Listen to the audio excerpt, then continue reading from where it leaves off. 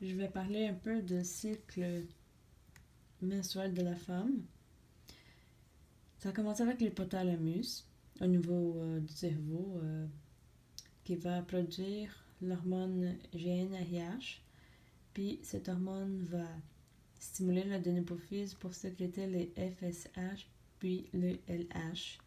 Ce sont des hormones qui font partie du cycle ovarien, dont il y a aussi la sécrétion de l'œstrogène puis la progestérone. Ces deux hormones ont influence sur le vaisseau sanguin qui se trouve dans l'endomètre de l'utérus en influençant le cycle menstruel. Bon, dans un premier moment, l'adénophyse sécrète le FSH et le LH. Le premier jour, cette sécrétion, c'est une sécrétion constante. Fait que, qu'est-ce qui se passe dans le ovaire? Il dit que dans l'ovaire, on a le ovocyte 1 qui développe un follicule ovarique primaire. C'est comme une membrane de protection de l'ovule. Puis, au long des journées, il devient un follicule ovarique secondaire qui s'est plus développé. Donc, l'ovule est plus protégé. Puis, devient la journée avec l'augmentation de la production d'œstrogène puis de progestérone, le follicule devient un follicule ovarique mûr. C'est-à-dire que c'est un follicule qui est prêt pour la fécondation. Fait que dans la 14e journée, le pic d'œstrogène qui est provoqué par les follicules ovariques mûrs, parce que les follicules ovariques mûrs, il va contribuer pour la synthèse de l'œstrogène.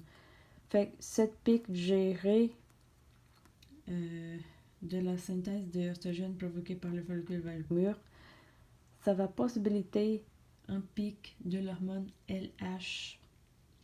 L'hormone LH, il va possibiliter la libération de l'ovocyte 2 qui sera dans les ovaires, qui va sortir de l'ovaire vers l'étampe utérine pour être fécondé. Donc, à partir de la 14e journée, ça arrive l'ovulation. Puis, les pics de LH, ils chutent parce que le follicule ovarique mûr n'est plus là pour produire l'œstrogène. Par contre, si la femme ne reçoit pas de spermatozoïdes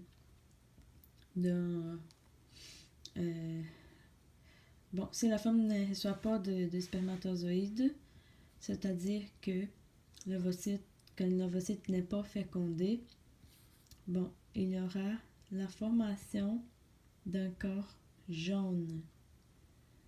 Qu'est-ce que le corps jaune, il fait? Ce corps jaune, il va sécréter oestrogène, puis progestérone. Puis, ces deux hormones, ils vont faire quoi? Ils vont entraîner une vascularisation de l'endomètre.